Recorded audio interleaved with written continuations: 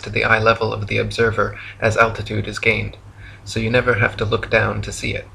If Earth were in fact a globe, no matter how large, as you ascended, the horizon would stay fixed and the observer would have to tilt looking down further and further to see it. 3. The natural physics of water is to find and maintain its level. If Earth were a giant sphere tilted, wobbling, and hurtling through infinite space, then truly flat, consistently level surfaces would not exist here. But since Earth is in fact an extended flat plane, this fundamental physical property of fluids finding and remaining level is consistent with experience and common sense. 4.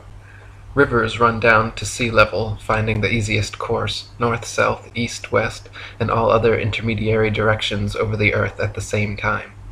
If Earth were truly a spinning ball, then many of these rivers would be impossibly flowing uphill. For example, the Mississippi, in its 3,000 miles, would have to ascend 11 miles before reaching the Gulf of Mexico. 5. One portion of the Nile River flows for 1,000 miles with a fall of only 1 foot. Parts of the West African Congo, according to the supposed inclination and movement of the ball Earth, would be sometimes running uphill and sometimes down. This would also be the case for the Parana, Paraguay, and other long rivers. 6.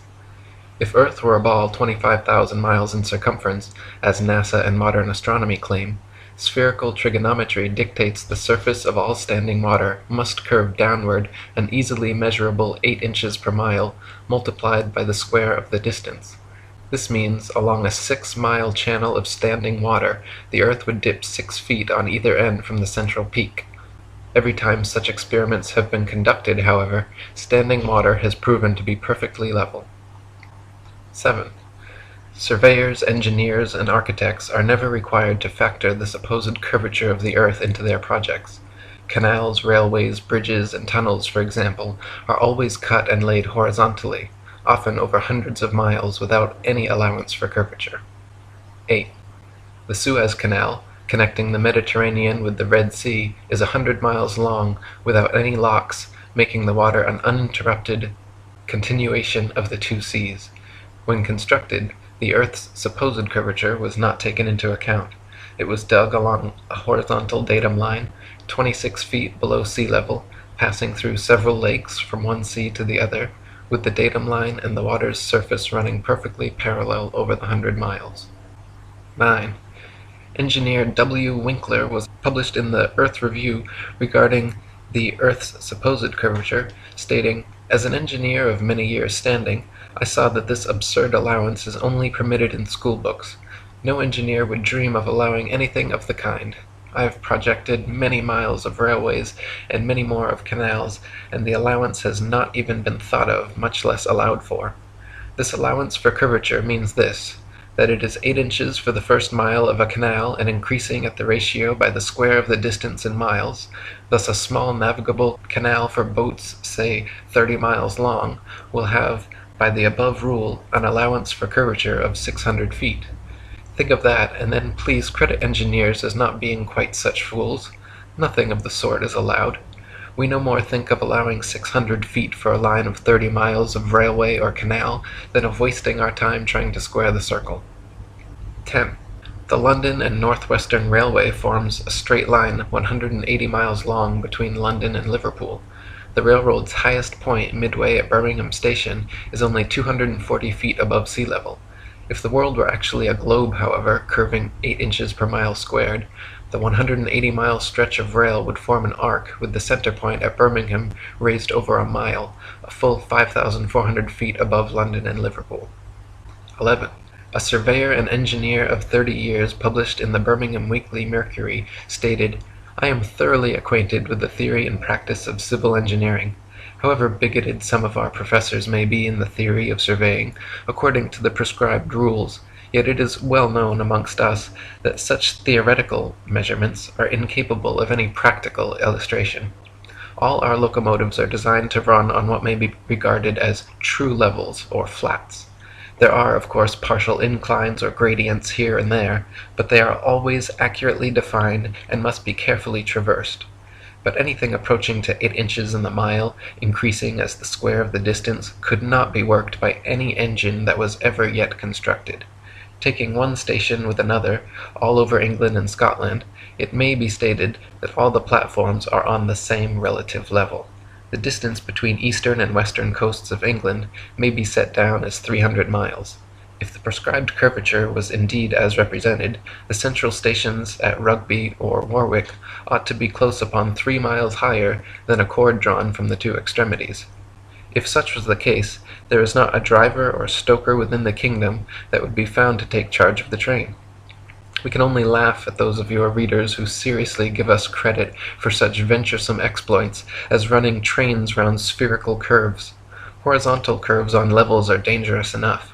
Vertical curves would be 1,000 times worse, and with our rolling stock constructed as at present, physically impossible. 12. The Manchester Ship Canal Company published in the Earth Review stated, "It is customary in railway and canal constructions for all levels to be referred to a datum which is nominally horizontal and is so shown on all sections. It is not the practice in laying out public works to make allowances for the curvature of the earth." 13. In a 19th century French experiment by M.M. and Arago, a powerful lamp with good reflectors was placed on the summit of Desierto las Palmas in Spain, and able to be seen all the way from Capri on the island of Ibiza. Since the elevation of the 2 points were identical and the distance between covered nearly 100 miles, if the earth were a ball 25,000 miles in circumference, the light should have been more than 6,600 feet, a mile and a quarter, below the line of sight. 14. The Lieutenant Colonel Portlock experiment used oxyhydrogen Drummond's lights and heliostats to reflect the sun's rays across stations set up across 108 miles of St. George's Channel.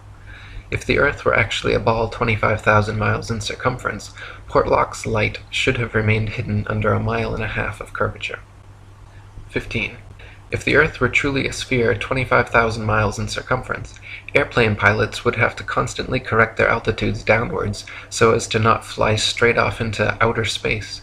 A pilot wishing to simply maintain their altitude at a typical cruising speed of 500 miles per hour would have to constantly dip their nose downwards and descend 2,777 feet, over half a mile, every minute. Otherwise, without compensation, in 1 hour's time, the pilot would find themselves 31.5 miles higher than expected. 16. The experiment known as Airy's failure proved that stars move relative to a stationary Earth and not the other way around.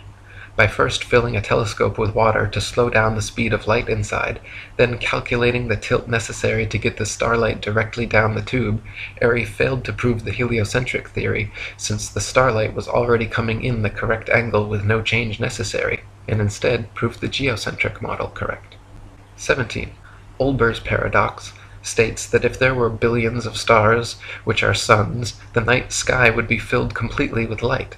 As Edgar Allan Poe said, "Were the succession of stars endless, then the background of the sky would present us a uniform luminosity, since there could exist absolutely no point in all that background at which would not exist a star." In fact, Olbers' paradox is no more a paradox than George Airy's experiment was a failure. Both are actually excellent refutations of the heliocentric spinning ball Earth model. 18. The Michelson, Morley, and Sagnac experiments attempted to measure the change in speed of light due to Earth's assumed motion through space. After measuring in every possible different direction in various locations, they failed to detect any significant change whatsoever, again proving the stationary geocentric model. 19. Tycho Brahe famously argued against the heliocentric theory in his time, positing that if the Earth revolved around the Sun, the change in relative position of the stars after 6 months' orbital motion could not fail to be seen. He argued that the stars should seem to separate as we approach and come together as we recede. In actual fact, however, after 190 million miles of supposed orbit around the Sun, not a single inch of parallax can be detected in the stars, proving that we have not moved at all. 20. If Earth were truly constantly spinning eastwards at over 1,000 miles per hour, vertically fired cannonballs and other projectiles should fall significantly due west. In actual fact, however, when this has been tested, vertically fired cannonballs shoot upwards an average of 14 seconds ascending, 14 seconds descending, and fall back to the ground no more than 2 feet away from the cannon, often directly back into the muzzle. 21. If the Earth were truly constantly spinning eastward at over 1,000 miles per hour, helicopters and hot air balloons should be able to simply hover over the surface of the Earth and wait for their destinations to come to them. 22.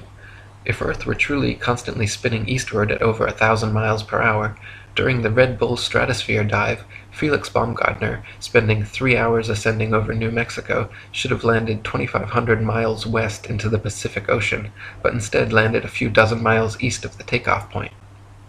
23.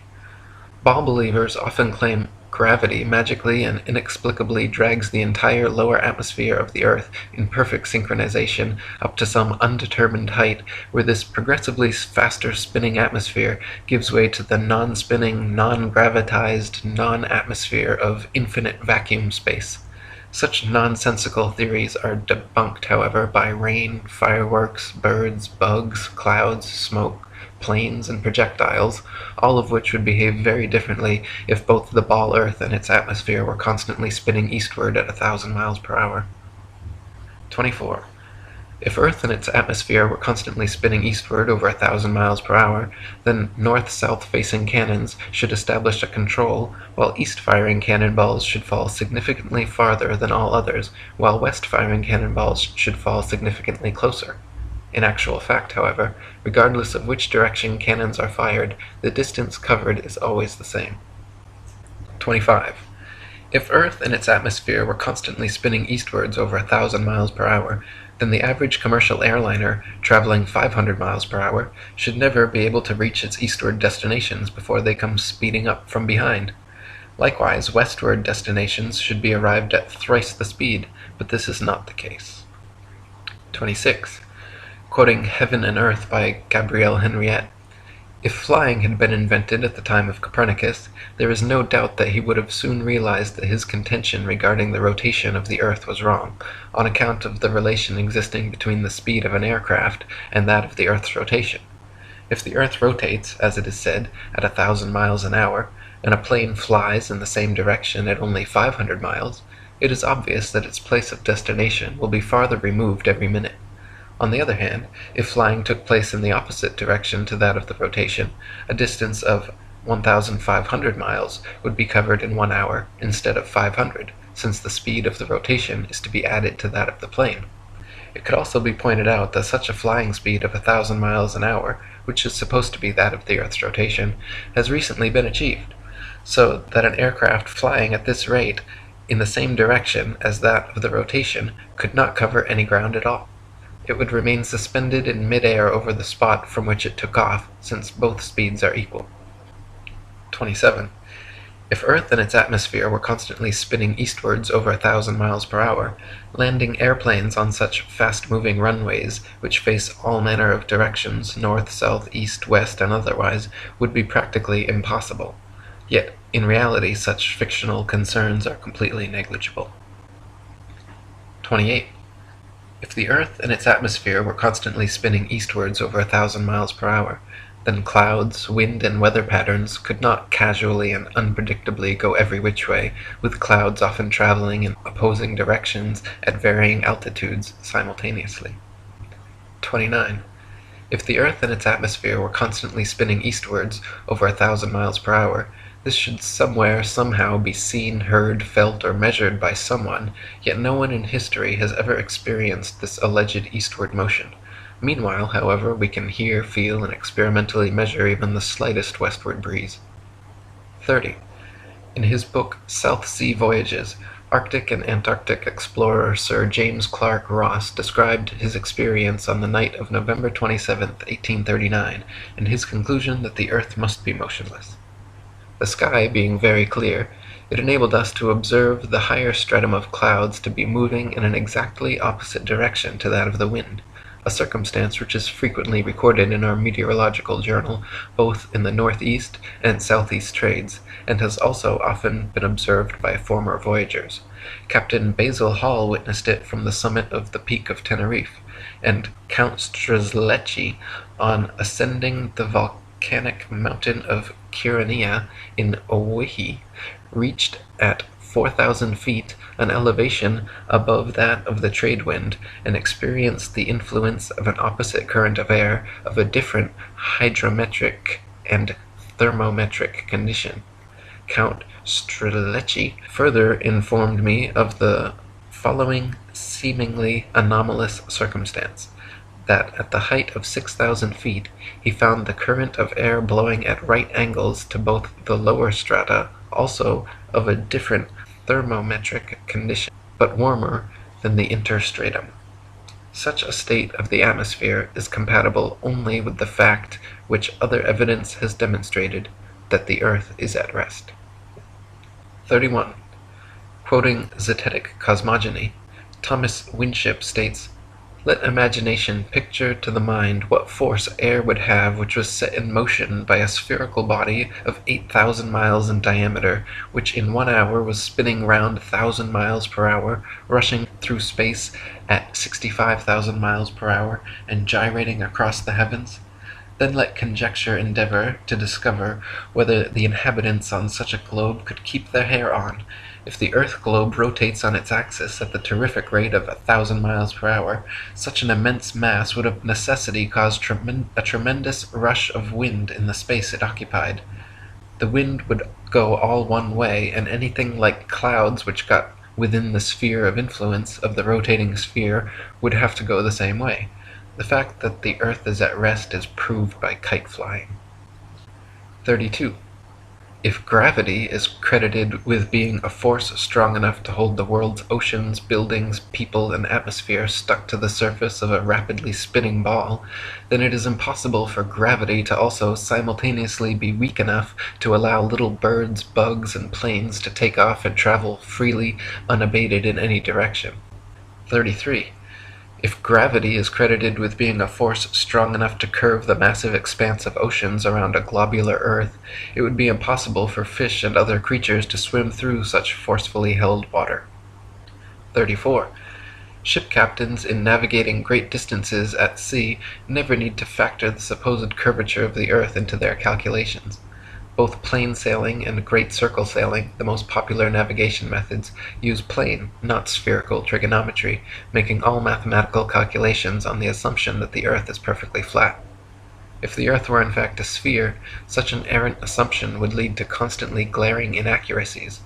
Plane sailing has worked perfectly fine in both theory and practice for thousands of years, however, and plane trigonometry has time and again proven more accurate than spherical trigonometry in determining distances across the oceans. 35.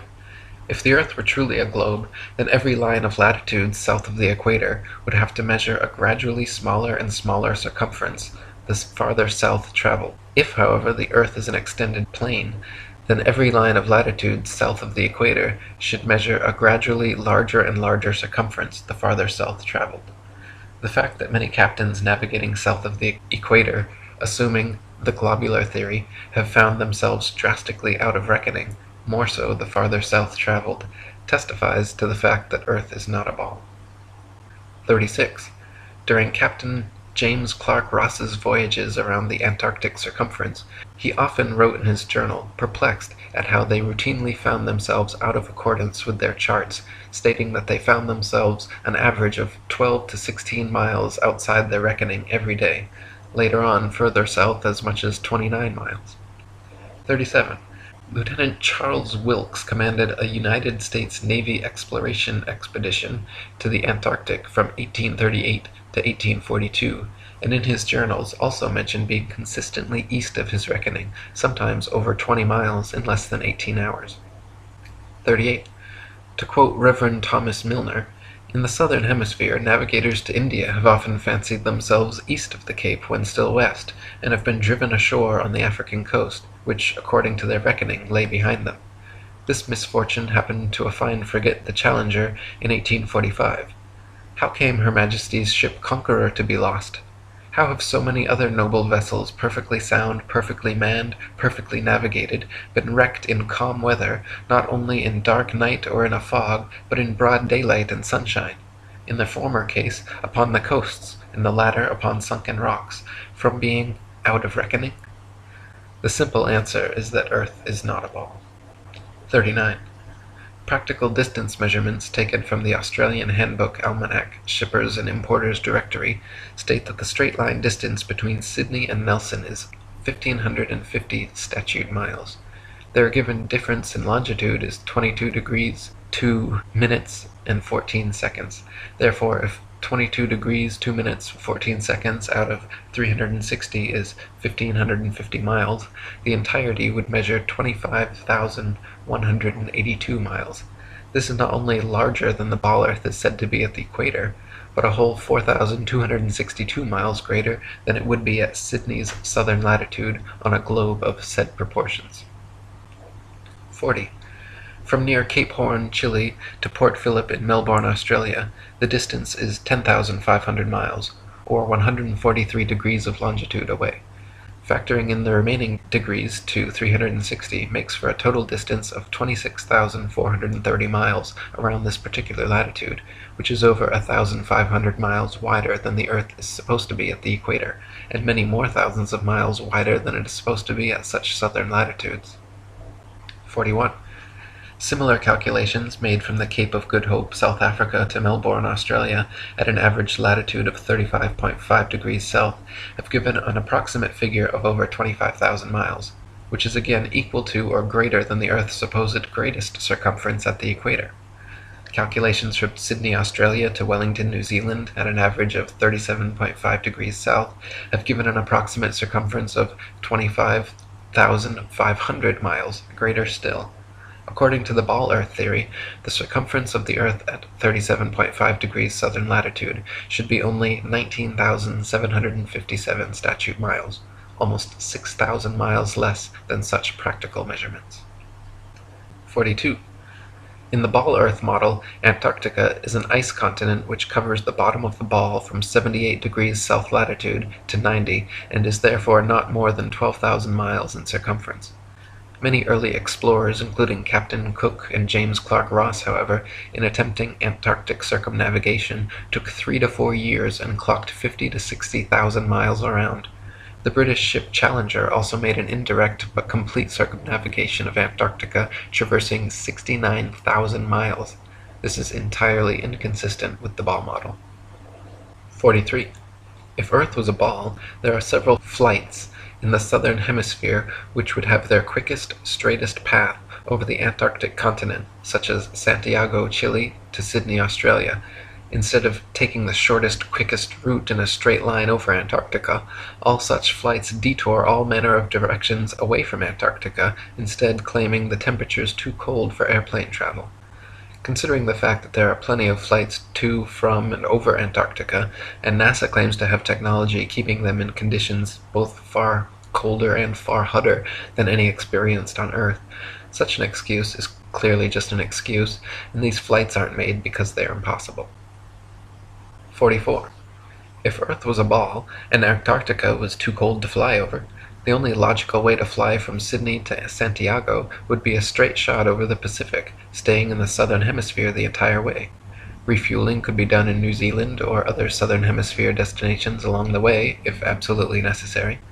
In actual fact, however, Santiago to Sydney flights go into the northern hemisphere, making stopovers at LAX and other North American airports before continuing back down to the southern hemisphere. Such ridiculously wayward detours make no sense on the globe, but make perfect sense and form nearly straight lines when shown on a flat Earth map. 45. On a ball Earth, Johannesburg, South Africa to Perth, Australia should be a straight shot over the Indian Ocean, with convenient refueling possibilities on Mauritius or Madagascar. In actual practice, however, most Johannesburg to Perth flights curiously stop over either in Dubai, Hong Kong, or Malaysia, all of which make no sense on the ball, but are completely understandable when mapped on a flat Earth. 46. On a ball Earth, Cape Town, South Africa to Buenos Aires, Argentina should be a straight shot over the Atlantic following the same line of latitude across. but instead every flight goes to connecting locations in the northern hemisphere first, stopping over anywhere from London to Turkey to Dubai. Once again, these make absolutely no sense on the globe, but are completely understandable options when mapped on a flat Earth. 47. On a ball Earth, Johannesburg, South Africa to Sao Paulo, Brazil should be a quick straight shot along the 25th southern latitude, but instead, nearly every flight makes a refueling stop at the 50th degree north latitude in London first. The only reason such a ridiculous stopover works in reality is because the Earth is flat. 48. On a ball Earth, Santiago, Chile to Johannesburg, South Africa should be an easy flight, all taking place below the Tropic of Capricorn in the southern hemisphere. Yet every listed flight makes a curious refueling stop in Senegal near the Tropic of Cancer in the north hemisphere first. When mapped on a flat Earth, the reason why is clear to see, however. Senegal is actually directly in a straight line path halfway between the two. 49. If Earth were a spinning ball heated by a sun 93 million miles away, it would be impossible to have simultaneously sweltering summers in Africa, while just a few thousand miles away, bone-chilling, frozen Arctic and Antarctic winters experiencing little to no heat from the sun whatsoever. If the heat from the sun traveled 93 million miles to the Sahara Desert, it is absurd to assert that another 4,000 miles, 0.00004%, further to Antarctica would completely negate such sweltering heat, resulting in such drastic differences. 50. If the Earth were truly a globe, the Arctic and Antarctic polar regions and areas of comparable latitude north and south of the equator should share similar conditions and characteristics, such as comparable temperatures, seasonal changes, length of daylight, plant and animal life. In reality, however, the Arctic and Antarctic regions and areas of comparable latitude north and south of the equator differ greatly in many ways, entirely inconsistent with the ball model and entirely consistent with the flat model. 51. Antarctica is by far the coldest place on Earth, with an average annual temperature of approximately minus 57 degrees Fahrenheit and a record low of minus 135.8. The average annual temperature at the North Pole, however, is a comparatively warm 4 degrees. Throughout the year, temperatures in the Antarctic vary less than half the amount at comparable Arctic latitudes. The northern Arctic region enjoys moderately warm summers and manageable winters, whereas the southern Antarctic region never even warms enough to melt the perpetual snow and ice. On a tilting, wobbling ball Earth spinning uniformly around the sun, Arctic and Antarctic temperatures and seasons should not vary so greatly. 52. Iceland, at 65 degrees north latitude, is home to 870 species of native plants and abundant various animal life. Compare this with the Isle of Georgia at just 54 degrees south latitude, where there are only 18 species of native plants and animal life is almost non-existent. The same latitude as Canada or England in the north, where dense forests of various tall trees abound, the infamous Captain Cook wrote of Georgia that he was unable to find a single shrub large enough to make a toothpick. Cook wrote, "Not a tree was to be seen. The lands which lie to the south are doomed by nature to perpetual frigidness, never to feel the warmth of the sun's rays, whose horrible and savage aspect I have not words to describe. Even marine life is sparse in certain tracts of vast extent, and the sea-bird is seldom observed flying over such lonely wastes. The contrasts between the limits of organic life in the Arctic and Antarctic zones is very remarkable and significant." 53.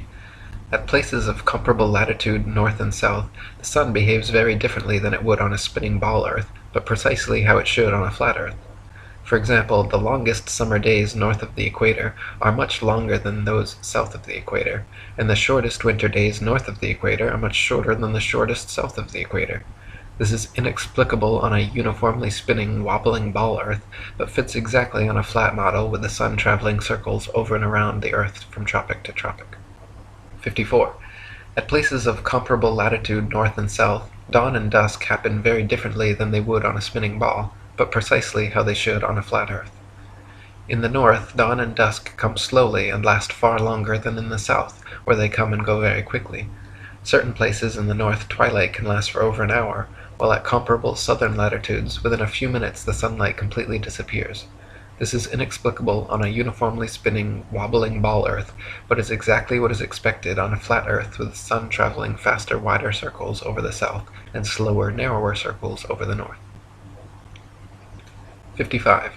If the sun circles over and around the Earth every 24 hours, steadily traveling from tropic to tropic every 6 months, it follows that the northern central region would annually receive far more heat and sunlight than the southern circumferential region.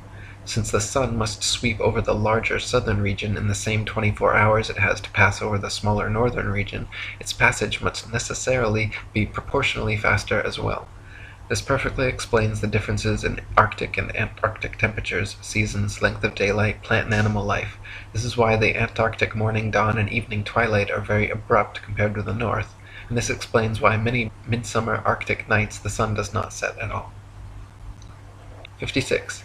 The midnight sun is an Arctic phenomenon occurring annually during the summer solstice, where for several days straight an observer significantly far enough north can watch the sun traveling circles overhead, rising and falling in the sky throughout the day, but never fully setting for upwards of 72 plus hours.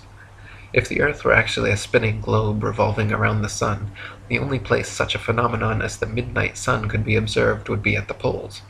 Any other vantage point from 89 degrees latitude downwards could never, regardless of any tilt or inclination, see the sun for 24 hours straight. To see the sun for an entire revolution on a spinning globe at a point other than the poles, you would have to be looking through miles and miles of land and sea for part of the revolution. 57. The establishment claims the midnight sun is experienced in Antarctica, but they conveniently do not have any uncut videos showing this, nor do they allow independent explorers to travel to Antarctica during the winter solstice to verify or refute these claims. Conversely, there are dozens of uncut videos publicly available showing the Arctic midnight sun, and it has been verified beyond any shadow of a doubt. 58. The Royal Belgian Geographical Society, in their Expedition Antarctique Belge, recorded that during the most severe part of the Antarctic winter, from 71 degrees south latitude onwards, the sun sets on May 17th and is not seen above the horizon again until July 21st. This is completely at odds with the ball Earth theory, but easily explained by the flat Earth model.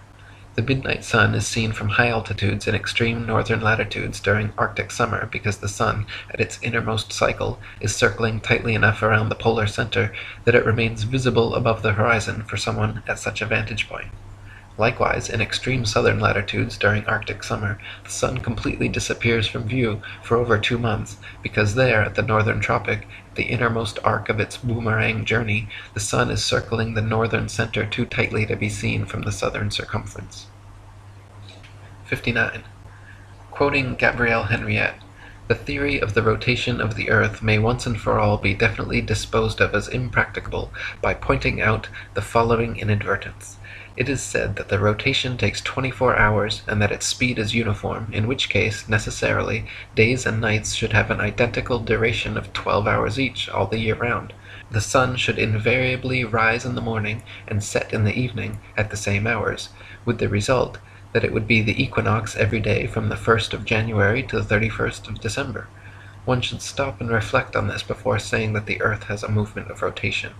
How does the system of gravitation account for the seasonal variations in the length of days and nights if the Earth rotates at a uniform speed in 24 hours? 60. Anyone can prove the sea horizon perfectly straight and the Earth perfectly flat using nothing more than a level, tripods, and a wooden plank. At any altitude above sea level, simply fix a 6 to 12 foot long smooth leveled board edgewise upon tripods and observe the skyline from eye level behind it. The distant horizon will always appear perfectly level with the upper edge of the board. Furthermore, if you move in a half circle from one end of the board to the other, whilst observing the skyline over the upper edge, you will be able to trace a clear, flat 10 to 20 miles depending on your altitude. This would be impossible if the Earth were a globe 25,000 miles in circumference. The horizon would align over the center of the board, but then gradually, noticeably decline towards the extremities. Just 10 miles on each side would necessitate an easily visible curvature of 66.6 feet from each end to the center. 61. If the Earth were actually a big ball 25,000 miles in circumference, the horizon would be noticeably curved even at sea level, and everything on or approaching the horizon would appear to tilt backwards slightly from your perspective. Distant buildings along the horizon would all look like leaning towers of Pisa falling away from the observer. A hot air balloon taking off, then drifting steadily away from you on a ball Earth would slowly and constantly appear to lean back more and more the farther away it flew, the bottom of the basket coming gradually into view as the top of the balloon disappears from sight. In reality, however, buildings, balloons, trees, people, anything and everything at right angles to the ground and horizon remain so, regardless the distance or height of the observer. 62. Samuel Rowbotham's experiments at the Old Bedford level proved conclusively the canal's water to be completely flat over a 6-mile stretch. First, he stood in the canal with his telescope held 8 inches above the surface of the water. Then his friend in a boat with a 5-foot-tall flag sailed the 6 miles away. If Earth were a ball 25,000 miles in circumference, the 6-mile stretch of water should have comprised an arc exactly 6 feet high in the middle, so the entire boat and flag should have ultimately disappeared, when in fact the entire boat and flag remained visible at the same height for the entire journey. 63. In a second experiment, Dr. Rowbotham affixed flags 5 feet high along the shoreline, one at every mile marker, then using his telescope mounted at 5 feet just behind the first flag, looked over the tops of all 6 flags, which lined up in a perfectly straight line. If the Earth were a ball 25,000 miles in circumference, the flags should have progressively dipped down after the first establishing line of sight, the second would have descended 8 inches, 32 inches for the third, 6 feet for the fourth, 10 feet 8 inches for the fifth, and 16 feet 8 inches for the sixth. 64. Quoting Earth Not a Globe by Samuel Rowbotham, "It is known that the horizon at sea, whatever distance it may extend to the right and left of the observer on land, always appears as a straight line. The following experiment has been tried in various parts of the country. At Brighton, on a rising ground near the race course, 2 poles were affixed in the earth 6 yards apart and directly opposite the sea. Between these poles a line was tightly stretched parallel to the horizon. From the center of the line the view embraced not less than 20 miles on each side, making a distance of 40 miles. A vessel was observed sailing directly westwards. The line cut the rigging a little above the bulwarks, which it did for several hours, or until the vessel had sailed the whole distance of 40 miles. The ship coming into view from the east would have to ascend an inclined plane for 20 miles until it arrived at the center of the arc, whence it would have to descend for the same distance. The square of 20 miles multiplied by 8 inches gives 266 feet as the amount the vessel would be below the line at the beginning and at the end of the 40 miles. 65. Also quoting Dr. Rowbotham, "On a shore near Waterloo, a few miles to the north of Liverpool, a good telescope was fixed at an elevation of 6 feet above the water. It was directed to a large steamer just leaving the River Mersey and sailing out to Dublin. Gradually the masthead of the receding vessel came nearer to the horizon, until at length, after more than 4 hours had elapsed, it disappeared. The ordinary rate of sailing of the Dublin steamers was fully 8 miles an hour, so that the vessel would be at least 32 miles distant when the masthead came to the horizon. The 6 feet of elevation of the telescope would require 3 miles to be deducted for convexity, which would leave 29 miles, the square of which multiplied by 8 inches gives 560 feet, deducting 80 feet for the height of the main mast, and we find that, according to the doctrine of rotundity, the masthead of the outward-bound steamer should have been 480 feet below the horizon. Many other experiments of this kind have been made upon sea-going steamers, and always with results entirely incompatible with the theory that the earth is a globe. 66. Dr. Rowbotham conducted several other experiments using telescopes, spirit levels, sextants, and theodolites, special precision instruments used for measuring angles in horizontal or vertical planes. By positioning them at equal heights, aimed at each other successively, he proved over and over the earth to be perfectly flat for miles without a single inch of curvature. His findings caused quite a stir in the scientific community, and thanks to 30 years of his efforts, the shape of the earth became a hot topic of debate around the turn of the 19th century. 67. The distance across the Irish Sea from the Isle of Man's Douglas Harbour to Great Orme's Head in North Wales is 60 miles. If the Earth was a globe, then the surface of the water between them would form a 60-mile arc, the center towering 1,944 feet higher than the coastlines at either end. It is well known and easily verifiable, however, that on a clear day from a modest altitude of 100 feet, the Great Orme's Head is visible from Douglas Harbor. This would be completely impossible on a globe of 25,000 miles. Assuming the 100-foot altitude causes the horizon to appear approximately 13 miles off, the 47 miles remaining means the Welsh coastline should still fall an impossible 1,472 feet below the line of sight. 68. The Philadelphia skyline is clearly visible from Apple Pie Hill in the New Jersey Pine Barrens 40 miles away. If Earth were a ball 25,000 miles in circumference, factoring in the 205-foot elevation of Apple Pie Hill, the Philly skyline should remain well hidden beyond 335 feet of curvature. 69. The New York City skyline is clearly visible from Harriman State Park's Bear Mountains 60 miles away. If Earth were a ball 25,000 miles in circumference, viewing from Bear Mountain's 1,283-foot summit, the Pythagorean theorem determining distance to the horizon being 1.23 times the square root of the height in feet, the New York City skyline should be invisible behind 170 feet of curved Earth.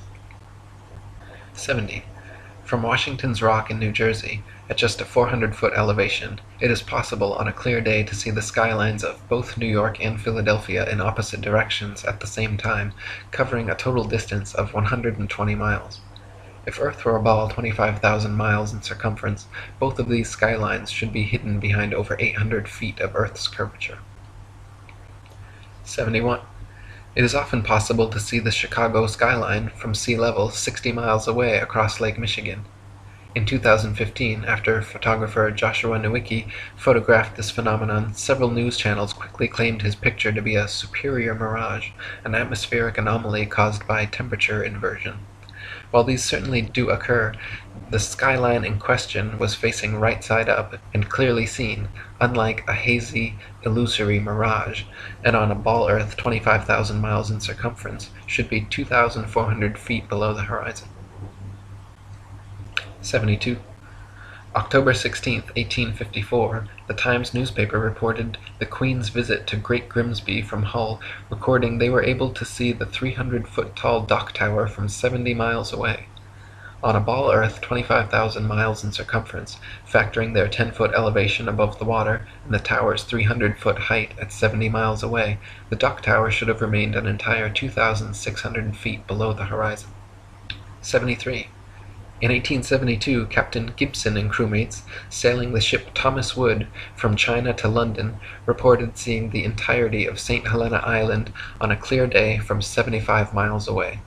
Factoring in their height during measurement on a ball Earth 25,000 miles in circumference, it was found the island should have been 3,650 feet below their line of sight. 74. From Genoa, Italy, at a height of just 70 feet above sea level, the island of Gorgona can often be seen 81 miles away. If Earth were a ball 25,000 miles in circumference, Gorgona should be hidden beyond 3,332 feet of curvature. 75. From Genoa, Italy, at a height of just 70 feet above sea level, the island of Corsica can often be seen 99 miles away. If Earth were a ball 25,000 miles in circumference, Corsica should fall 5,245 feet, almost an entire mile below the horizon. 76. From Genoa, Italy, 70 feet above sea level, the island of Caprea, 102 miles away, can often be seen as well. If Earth were a ball 25,000 miles in circumference, Caprea should always remain hidden behind 5,605 feet, over a mile of supposed curvature. 77. Also from Genoa, on bright clear days, the island of Elba can be seen an incredible 125 miles away. If Earth were a ball 25,000 miles in circumference, Elba should be forever invisible behind 8,770 feet of curvature. 78. From Anchorage, Alaska, at an elevation of 102 feet, on clear days, Mount Foraker can be seen with the naked eye 120 miles away. If Earth were a ball 25,000 miles in circumference, Mount Foraker's 17,400-foot summit should be leaning back away from the observer, covered by 7,719 feet of curved earth. In reality, however, the entire mountain can be quite easily seen standing straight from base to summit. 79. From Anchorage, Alaska, at an elevation of 102 feet, on clear days Mount McKinley can be seen with the naked eye from 130 miles away. If Earth were a ball 25,000 miles in circumference, Mount McKinley's 20,320-foot summit should be leaning back away from the observer and almost half covered by 9,220 feet of curved earth. In reality, however, the entire mountain can be quite easily seen standing straight from base to summit. 80. In Chambers' Journal, February 1895, a sailor near Mauritius in the Indian Ocean reported having seen a vessel which turned out to be an incredible 200 miles away. The incident caused much heated debate in nautical circles at the time, gaining further confirmation in Aden, Yemen, where another witness reported seeing a missing Bombay steamer from 200 miles away. He correctly stated the precise appearance, location, and direction of the steamer, all later corroborated and confirmed correct by those on board. Such sightings are absolutely inexplicable if the Earth were actually a ball 25,000 miles around, as ships 200 miles distant would have to fall approximately 5 miles below line of sight. 81. The distance from which various lighthouse lights around the world are visible at sea far exceeds what could be found on a ball Earth 25,000 miles in circumference. For example, the Dunkirk light in southern France, at an altitude of 194 feet, is visible from a boat 10 feet above sea level, 28 miles away. Spherical trigonometry dictates that if the Earth was a globe with the given curvature of 8 inches per mile squared, this light should be hidden 190 feet below the horizon. 82. The Port Nicholson light in New Zealand is 420 feet above sea level and visible from 35 miles away, where it should be 220 feet below the horizon. 83. The Icaro light in Norway is 154 feet above high water and visible from 28 statute miles, where it should be 230 feet below the horizon. 84. The light at Madras on the Esplanade is 132 feet high and visible from 28 miles away, where it should be 250 feet below the line of sight. 85. The Cordonan light on the west coast of France is 207 feet high and visible from 31 miles away, where it should be 280 feet below the line of sight. 86. The light at Cape Bonavista, Newfoundland, is 150 feet above sea level and visible at 35 miles, where it should be 491 feet below the horizon. 87. The lighthouse steeple of St. Botolph's Parish Church in Boston is 290 feet tall and visible from over 40 miles away, where it should be hidden a full 800 feet below the horizon. 88. The Isle of Wight Lighthouse in England is 180 feet high and can be seen up to 42 miles away, a distance at which modern astronomers say the light should fall 996 feet below the line of sight.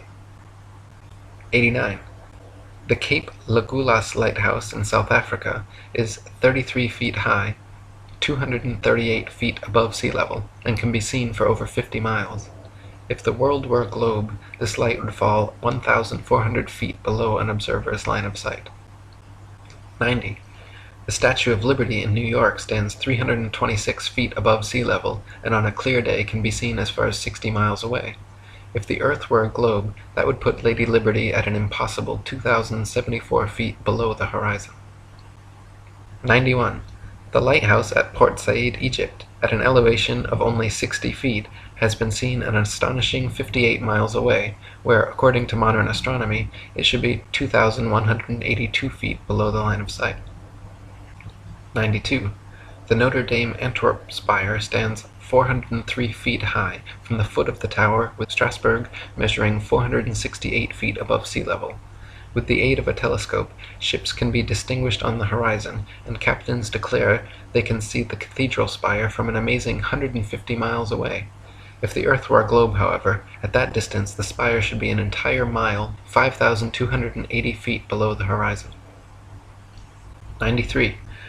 The St. George's Channel between Holyhead and Kingstown Harbour near Dublin is 60 miles across. When halfway across, a ferry passenger will notice behind them the light on Holyhead Pier as well as in front of them the Poolbeg light in Dublin Bay. The Holyhead Pier light is 44 feet high, while the Poolbeg lighthouse 68 feet. Therefore, a vessel in the middle of the channel, 30 miles from either side, standing on a deck 24 feet above the water, can clearly see both lights. On a ball earth 25,000 miles in circumference, however, both lights should be hidden well below both horizons by over 300 feet. 94.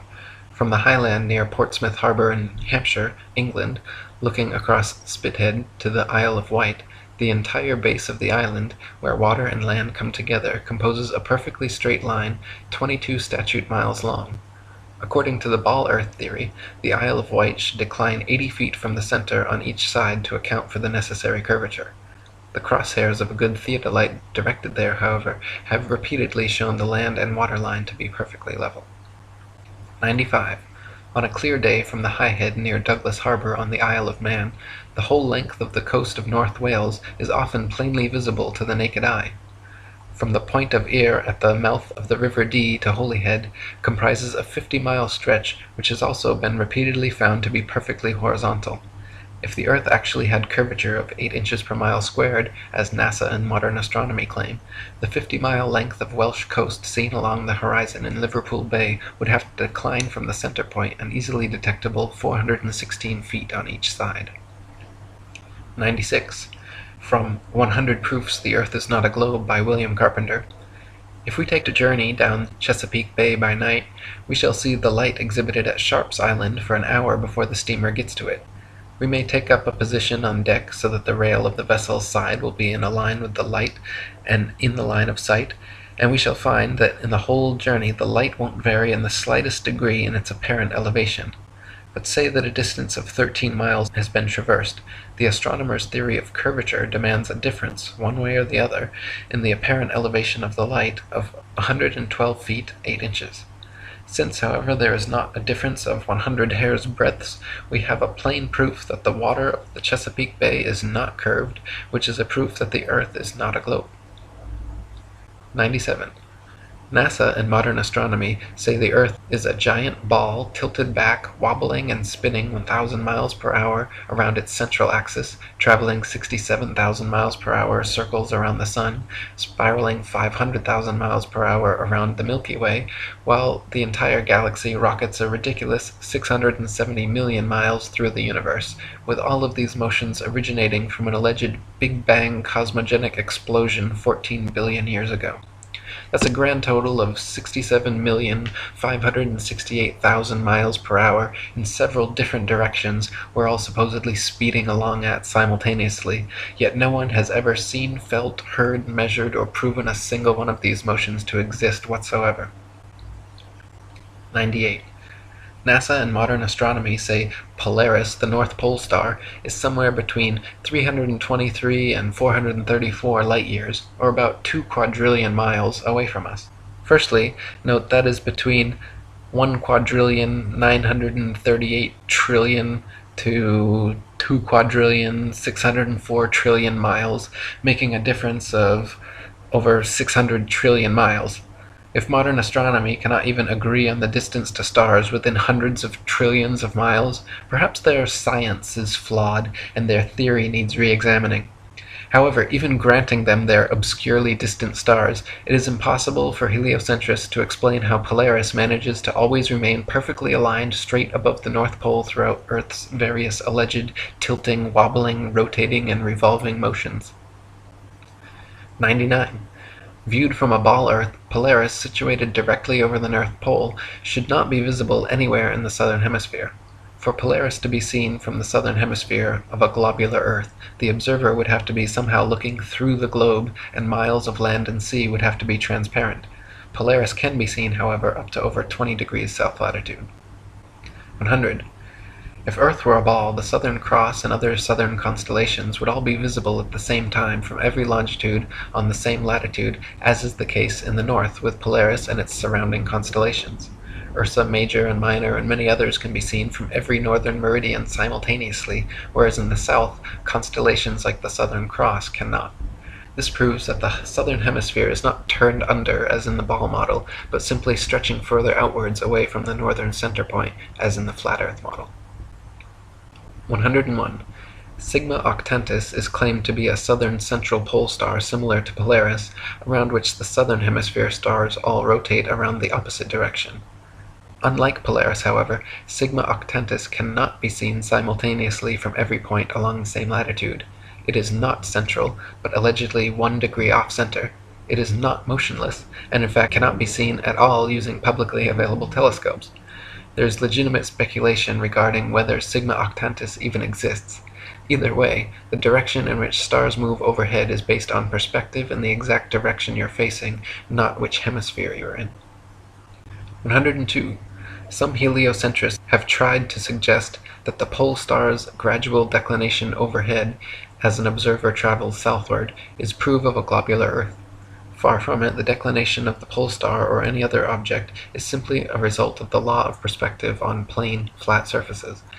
The law of perspective dictates that the angle and height at which an object is seen diminishes the farther one recedes from the object, until at a certain point the line of sight and the seemingly uprising surface of the Earth converges to a vanishing point, i.e. the horizon line, beyond which the object is invisible. In the ball Earth model, the horizon is claimed to be the curvature of the Earth, whereas in reality, the horizon is known to simply be the vanishing line of perspective based on the strength of your eye's instruments, weather, and altitude. 103. There are several constellations which can be seen from far greater distances over the face of the Earth than should be possible if the world were a rotating, revolving, wobbling ball. For instance, Ursa Major, very close to Polaris, can be seen from 90 degrees north latitude, the North Pole, all the way down to 30 degrees south latitude. For this to be possible on a ball Earth, the southern observers would have to be seeing through hundreds or thousands of miles of bulging Earth to the northern sky. 104. The constellation Vulpecula can be seen from 90 degrees north latitude all the way to 55 degrees south latitude. Taurus, Pisces, and Leo can be seen from 90 degrees north all the way to 65 degrees south. An observer on a ball Earth, regardless of any tilt or inclination, should not logically be able to see this far. 105. Aquarius and Libra can be seen from 65 degrees north to 90 degrees south. The constellation Virgo is visible from 80 degrees north down to 80 degrees south, and Orion can be seen from 85 degrees north all the way to 75 degrees south latitude. These are all only possible because the hemispheres are not spheres at all, but concentric circles of latitude extending outwards from the central North Pole, with the stars rotating over and around. 106. The so-called South Pole is simply an arbitrary point along the Antarctic ice marked with a red and white barbershop pole topped with a metal ball Earth. The ceremonial South Pole is admittedly and provably not the actual South Pole, however, because the actual South Pole could be demonstrably confirmed with the aid of a compass showing north to be 360 degrees around the observer. Since this feat has never been achieved, the model remains pure theory, along with the establishment's excuse that the geomagnetic poles supposedly constantly move around, making verifications of their claims impossible. 107. Ring magnets, of the kind found in loudspeakers, have a central North Pole with the opposite South Pole actually being all points along the outer circumference. This perfectly demonstrates the magnetism of our flat Earth, whereas the alleged source of magnetism in the ball Earth model is emitted from a hypothetical molten magnetic core in the center of the ball, which they claim conveniently causes both poles to constantly move, thus evading independent verification at their two ceremonial poles. In reality, the deepest drilling operation in history, the Russian Kola Ultra Deep, managed to get only 8 miles down. So the entire ball Earth model taught in schools showing a crust, outer mantle, outer core, and inner core layers are all purely speculation, as we have never penetrated through beyond the crust. 108. The mariner's compass is an impossible and nonsensical instrument for use on a ball Earth. It simultaneously points north and south over a flat surface, yet claims to be pinpointing two constantly moving geomagnetic poles at opposite ends of a spinning sphere originating from a hypothetical molten metal core. If compass needles were actually drawn to the north pole of a globe, the opposing south needle would actually be pointing up and off into outer space. 109. There are no fixed east or west points, just as there is no fixed south. The north central pole is the only proven fixed point on our flat Earth, with south being all straight lines outwards from the pole, east and west being concentric circles at constant right angles 90 degrees from the pole.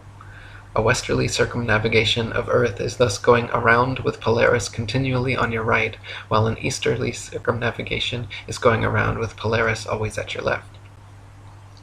110. Magellan and others' east-west circumnavigations of Earth are often quoted as proof of the ball model. In actual fact, however, sailing or flying at right angles to the North Pole and eventually returning to one's original location is no more difficult or mysterious than doing so on a globe. Just as an architect's compass can place its center point on a flat piece of paper and trace a circle either way around the pole, so can a ship or plane circumnavigate a flat Earth. 111. Since the North Pole and Antarctica are covered in ice and guarded no-fly zones, no ships or planes have ever been known to circumnavigate the Earth in north-south directions. The only kind of circumnavigation which could not happen on a flat Earth is north and southbound, which is likely the very reason for the heavily enforced flight restrictions. The fact that there is yet to be a single verified north-to-south circumnavigation of Earth serves as standing proof the world is not a ball. 112. The sun brings noon to every time zone as it passes directly overhead every 15-degree demarcation point, 24 times per day, in its circular path over and around the Earth.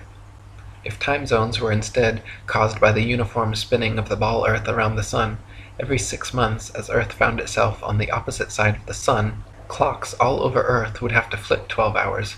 Day would be night, and night would be day. 113. The idea that people are standing, ships are sailing, and planes are flying upside down on certain parts of Earth, while others tilted at 90 degrees and all other impossible angles, is complete absurdity. The idea that a man digging a hole straight down could eventually reach sky on the other side is ludicrous. Common sense tells every free-thinking person correctly that there truly is an up and down in nature, unlike the everything is relative rhetoric of the Newtonian Einsteinian paradigm. 114. Quoting On the False Wisdom of the Philosophers by Lactantius, a sphere where people on the other side live with their feet above their heads, where rain, snow, and hail fall upwards, where trees and crops grow upside down, and the sky is lower than the ground, the ancient wonder of the hanging gardens of Babylon dwindle into nothing in comparison to the fields, seas, towns, and mountains that pagan philosophers believe to be hanging from the earth without support. 115. The existing laws of density and buoyancy perfectly explained the physics of falling objects long before knighted Freemason Sir Isaac Newton bestowed his theory of gravity upon the world. It is a fact that objects placed in denser mediums rise up, while objects placed in less dense mediums sink down. To fit with the heliocentric model, which has no up or down, Newton instead claimed objects are attracted to large masses and fall towards the center. Not a single experiment in history, however, has shown an object massive enough to, by virtue of its mass alone, cause other smaller masses to be attracted to it, as Newton claims gravity does with the Earth, the Sun, Moon, stars, and planets. 116. There has also never been a single experiment in history showing an object massive enough to, by virtue of its mass alone, cause another smaller mass to orbit around it. The magic theory of gravity allows for oceans, buildings, and people to remain forever stuck to the underside of a spinning ball, while simultaneously causing objects like the moon and satellites to remain locked in perpetual circular orbits around the Earth. If these were both true, then people should be able to jump up and start orbiting circles around the Earth, or the moon should have long ago been sucked into the Earth. Neither of these theories have ever been experimentally verified, and their alleged results are mutually exclusive. 117. Newton also theorized, and it is now commonly taught, that the Earth's ocean tides are caused by gravitational lunar attraction. If the moon is only 2,160 miles in diameter, and the Earth 8,000 miles, however, using their own math and law, it follows that the Earth is 87 times more massive, and therefore the larger object should attract the smaller to it, and not the other way around.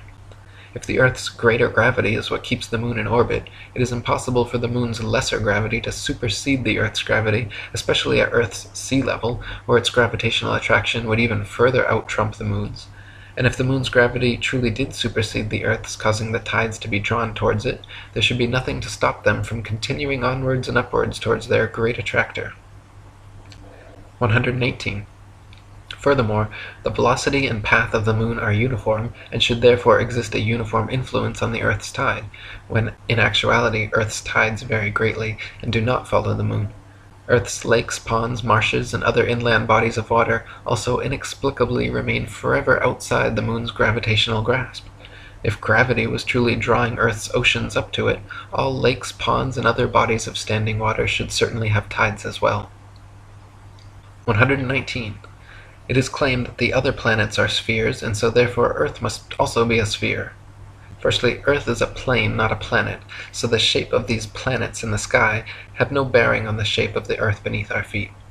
Secondly, these planets have been known for thousands of years around the world as wandering stars, since they differ from the other fixed stars in their relative motions only. When looked at with an unprejudiced naked eye or through a telescope, the fixed and wandering stars appear as luminous disks of light, not spherical terra firma. The pictures and videos shown by NASA of spherical terra firma planets are all clearly fake computer-generated images and not photographs. 120. The etymology of the word planet actually comes from the late Old English planet, or from Old French planet, from Latin planeta, from Greek planetes, planetae, wandering stars, or to wander of unknown origin, to spread, or notion of spread out, from Latin planum, flat surface, plane, level, plane. They just added a T to our Earth plane, and everyone bought it. 121. When you observe the Sun and Moon, you see two equally sized equidistant circles tracing similar paths at similar speeds around a flat stationary Earth. The experts at NASA, however, claim your common-sense everyday experience is false on all counts. To begin with, they say the Earth is not flat but a big ball, not stationary but spinning around 19 miles per second. They say the Sun does not revolve around the Earth as it appears, but Earth revolves around the Sun. The Moon, on the other hand, does revolve around the Earth, though not east to west as it appears, rather west to east, and the Sun is actually 400 times larger than the Moon and 400 times farther away. You can clearly see they are the same size and distance. You can see the Earth is flat, you can feel the Earth is stationary, but according to the gospel of modern astronomy, you are wrong and a simpleton worthy of endless ridicule if you dare to trust your own eyes and experience. 122. Quoting Alan Daves, "If the government or NASA had said to you that the Earth is stationary, imagine that. And then imagine we are trying to convince people that no, it's not stationary, it's moving forward at 32 times rifle bullet speed and spinning at 1,000 miles per hour. We would be laughed at. We would have so many people telling us, you're crazy, the Earth's not moving. We would be ridiculed for having no scientific backing for this convoluted moving Earth theory. And not only that, but then people would say, oh, then how do you explain a fixed calm atmosphere and the Sun's observable movement? How do you explain that? Imagine saying to people, no, the atmosphere is moving also, but is somehow magically velcroed to the moving Earth. The reason is not simply because the Earth is stationary. So what we are actually doing is what makes sense. We are saying that the moving Earth theory is nonsense. The stationary Earth theory makes sense, and we are being ridiculed. You've got to picture it being the other way around to realize just how ridiculous the situation is. This theory from the government and NASA that the Earth is rotating and orbiting and leaning over and wobbling is absolute nonsense, and yet people are clinging to it tightly like a teddy bear. They just can't bring themselves to face the possibility that the Earth is stationary, though all evidence shows it. We feel no movement, the atmosphere hasn't been blown away, we see the Sun move from east to west. Everything can be explained by a motionless Earth without bringing in all these assumptions to cover up previous assumptions gone bad. 123. Heliocentrists' astronomical figures always sound perfectly precise, but they have historically been notorious for regularly and drastically changing them to suit their various models. For instance, in his time, Copernicus calculated the Sun's distance from Earth to be 3,391,200 miles. The next century, Johannes Kepler decided it was actually 12,376,800 miles away. Isaac Newton once said, "It matters not whether we reckon it 28 or 54 million miles distant, for either would do just as well." How scientific! Benjamin Martin calculated between 81 and 82 million miles. Thomas Dilworth claimed 93,726,900 miles. John Hine stated positively 95,298,260 miles. Benjamin Gould said more than 96 million miles, and Christian Mayer thought it was more than 104 million. Flat earthers throughout the ages, conversely, have used sextants and plane trigonometry to make such calculations, and found the sun and the moon both to be only about 32 miles in diameter and less than a few thousand miles from Earth. 124. Amateur balloon footage taken above the clouds has provided stunning visual proof that the sun cannot be millions of miles away. In several shots, you can see a clear hot spot reflecting on the clouds directly below the sun's spotlight-like influence. If the sun were actually millions of miles away, such a small, localized hot spot could not occur. 125. Another proof the sun is not millions of miles away is found by tracing the angle of sun rays back to their source above the clouds. There are thousands of pictures showing how sunlight comes down through cloud cover at a variance of converging angles. The area of convergence is, of course, the sun, and is not millions of miles away, but rather relatively close to Earth, just above the clouds. 126. The sun's annual journey from tropic to tropic, solstice to solstice, is what determines the length and character of days, nights, and seasons. This is why equatorial regions experience almost year-round summer and heat, while higher latitudes north and especially south experience more distinct seasons with harsh winters. The heliocentric model claims seasons change based on the ball Earth's alleged axial tilt and elliptical orbit around the sun, yet their flawed current model places us closest to the sun, 91 million miles, in January, when it is actually winter, and farthest from the sun, 94.5 million miles, in July, when it's actually summer throughout most of the Earth. 127. The fact that the sun and moon's reflections on water always form a straight-line path from the horizon to the observer proves the Earth is not a ball.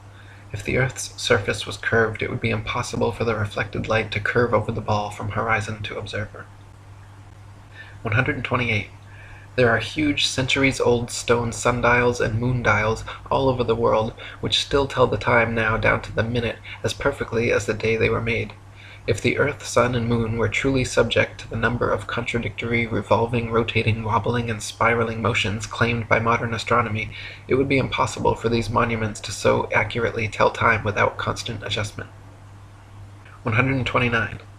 To quote William Carpenter, "Why in the name of common sense should observers have to fix their telescopes on solid stone bases so that they should not move a hair's breadth, if the Earth on which they fix them moves at the rate of 19 miles in a second?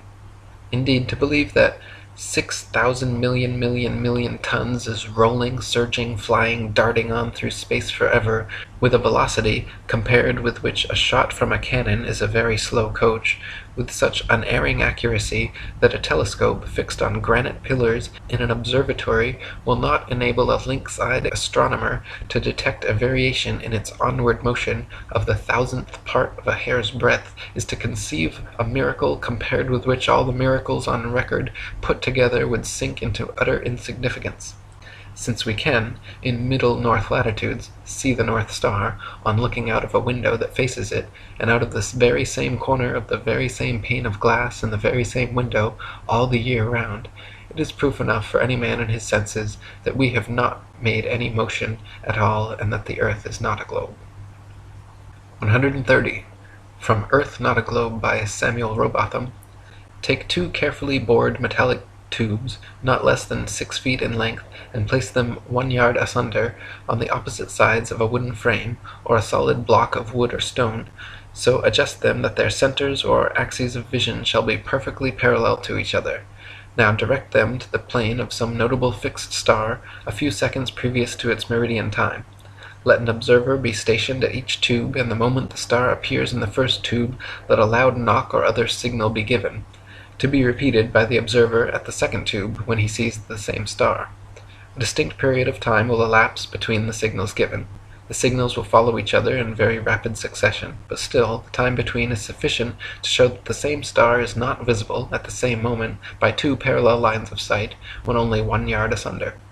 A slight inclination of the second tube towards the first tube would be required for the star to be seen through both tubes at the same instant. Let the tubes remain in their positions for 6 months, at the end of which time the same observation or experiment will produce the same results. The star will be visible at the same meridian time without the slightest alteration being required in the direction of the tubes, from which it is concluded that if the earth had moved 1 single yard in an orbit through space, there would at least be observed the slight inclination of the tube which the difference in position of 1 yard had previously required. But as no such difference in the direction of the tube is required, the conclusion is unavoidable, that in 6 months a given meridian upon the earth's surface does not move a single yard, and therefore that the earth has not the slightest degree of orbital motion. 131. NASA and modern astronomy maintain that the moon is a solid, spherical, Earth-like habitation which man has actually flown to and set foot on. They claim the moon is a non-luminescent planetoid which receives and reflects all its light from the sun. The reality is, however, that the moon is observably not a solid body. It is clearly circular, but not spherical, and not in any way an Earth-like planetoid which humans could set foot on. In fact, the moon has been proven largely transparent and completely self-luminescent, shining with its own unique light. 132. The sun's light is golden, warm, drying, preservative, and antiseptic, while the moon's light is silver, cool, damp, putrefying, and septic. The sun's rays decrease the combustion of a bonfire, while the moon's rays increase combustion. Plant and animal substances exposed to sunlight quickly dry, shrink, coagulate, and lose the tendency to decompose and putrefy. Grapes and other fruits become solid, partially candied and preserved, like raisins, dates, and prunes. Animal flesh coagulates, loses its volatile gaseous constituents, becomes firm, dry, and slow to decay. When exposed to moonlight, however, plant and animal substances tend to show symptoms of putrefaction and decay. This proves that sun and moonlight are different, unique, and opposites, as they are in the geocentric flat model. 133. In direct sunlight, a thermometer will read higher than another thermometer placed in the shade, but in full direct moonlight, a thermometer will read lower than another placed in the shade. If the sun's light is collected in a large lens and thrown to a focus point, it can create significant heat, while the moon's light collected similarly creates no heat. In the Lancet Medical Journal from March 14, 1856, particulars are given of several experiments which prove the moon's rays, when concentrated, can actually reduce the temperature upon a thermometer more than 8 degrees.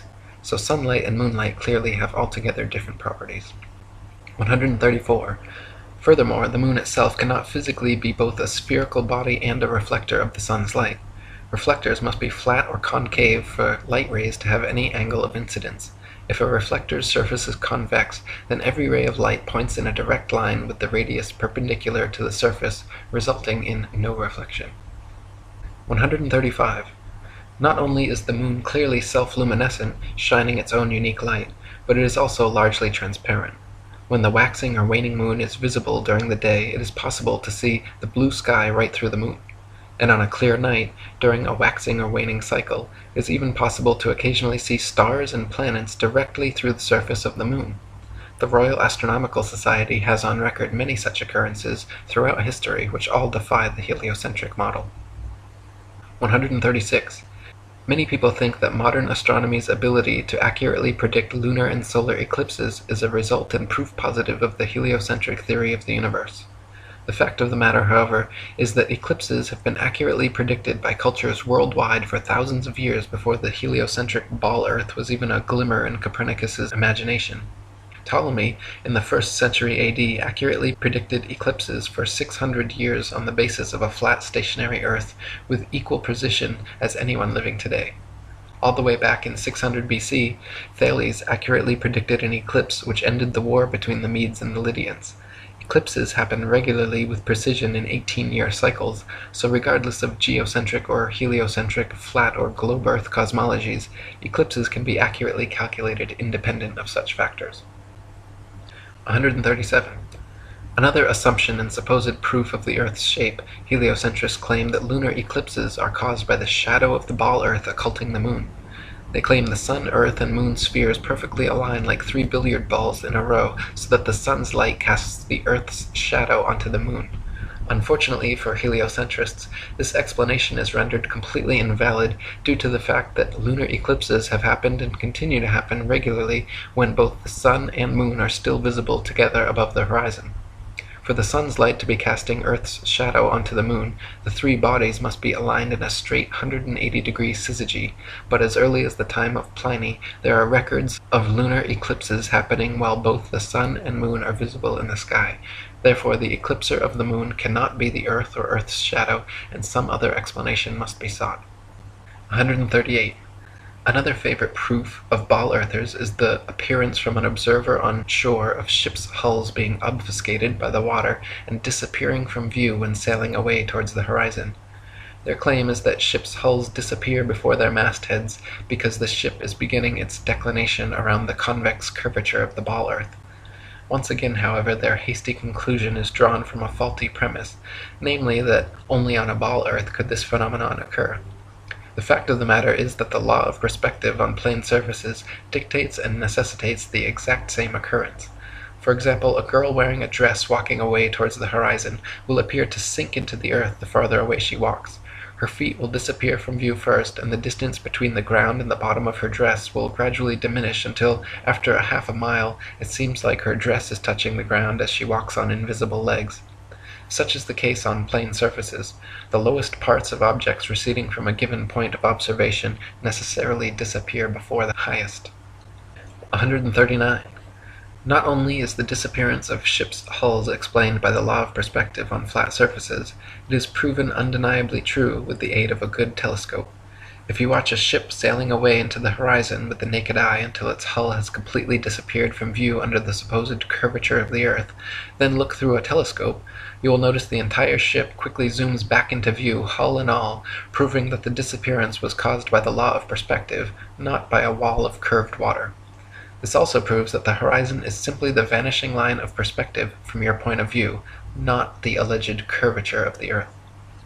140. Foucault's pendulums are often quoted as proof of a rotating earth, but upon closer investigation prove the opposite. To begin with, Foucault's pendulums do not uniformly swing in any one direction. Sometimes they rotate clockwise and sometimes counterclockwise. Sometimes they fail to rotate, and sometimes they rotate far too much. The behavior of the pendulum actually depends on 1. The initial force beginning its swing, and 2. The ball and socket joint, which most readily facilitates circular motion over any other. The supposed rotation of the earth is completely inconsequential and irrelevant to the pendulum's swing. If the alleged constant rotation of the earth affected pendulums in any way, then there should be no need to manually start pendulums in motion. If the earth's diurnal rotation caused the 360-degree uniform diurnal rotation of pendulums, then there should not exist a stationary pendulum anywhere on earth. 141.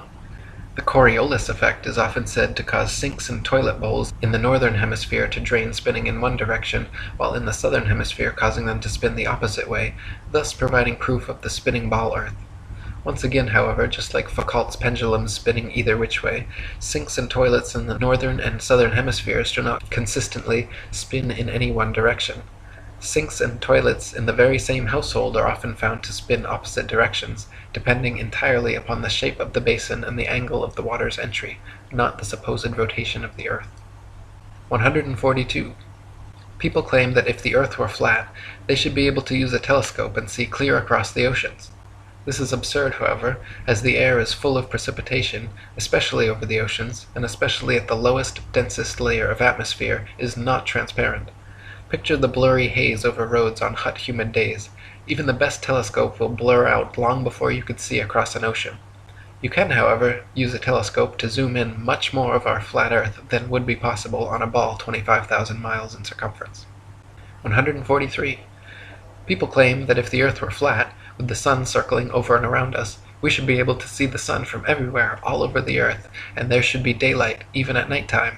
Since the sun is not 93 million miles away, but rather just a few thousand, and shining down like a spotlight, once it is moved significantly far enough away from your location, it becomes invisible beyond the horizon, and daylight slowly fades until it completely disappears. If the sun were 93 million miles away and the Earth a spinning ball, the transition from daylight to night would instead be almost instantaneous as you passed the terminator line. 144. Pictures of the moon appearing upside down in the southern hemisphere and right side up in the north are often cited as proof of the ball Earth, but once again, upon closer inspection, provide another proof of the flat model. In fact, time-lapse photography shows the moon itself turns clockwise like a wheel as it circles over and around the Earth. You can find pictures of the moon at 360 degrees of various inclination from all over the Earth, simply depending on where and when the picture was taken. 145. Heliocentrists believe the moon is a ball, even though its appearance is clearly that of a flat luminous disk. We only ever see the same one face, albeit at various inclinations, of the moon, yet it is claimed that there is another dark side of the moon which remains hidden. NASA states the moon spins opposite the spin of the Earth in such a perfectly synchronized way that the motions cancel each other out, so we will conveniently never be able to observe the supposed dark side of the moon outside of their terrible fake CGI images. Fact of the matter is, however, if the moon were a sphere, observers in Antarctica would see a different face from those at the equator, yet they do not. Just the same flat face rotated at various degrees. 146. The ball Earth model claims the moon orbits around the Earth once every 28 days, yet it is plain for anyone to see that the moon orbits around the Earth every single day. The moon's orbit is slightly slower than the sun's, but follows the sun's same path from tropic to tropic, solstice to solstice, making a full circle over the Earth in just under 25 hours. 147. The ball Earth model claims the sun is precisely 400 times larger than the moon and 400 times further away from Earth, making them falsely appear exactly the same size. Once again, the ball model asks us to accept as coincidence something that cannot be explained other than by natural design. The sun and moon occupy the same amount of space in the sky and have been measured with sextants to be of equal size and equal distance, so claiming otherwise is against our eyes, experience, experiments, and common sense. 148. Quoting Earth Not a Globe by Samuel Rowbotham, it is found by observation that the stars come to the meridian about 4 minutes earlier every 24 hours than the sun, taking the solar time as the standard.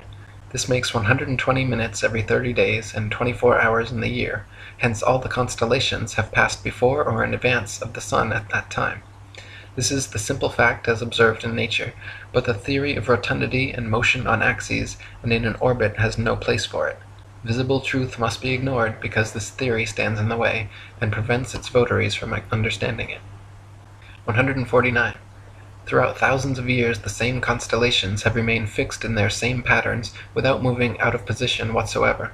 If the Earth were a big ball spinning around a bigger sun, spinning around a bigger galaxy, shooting off from the biggest bang, as NASA claims, it is impossible that the constellations would remain so fixed. Based on their model, we should, in fact, have an entirely different night sky every single night and never repeat exactly the same star pattern twice. 150.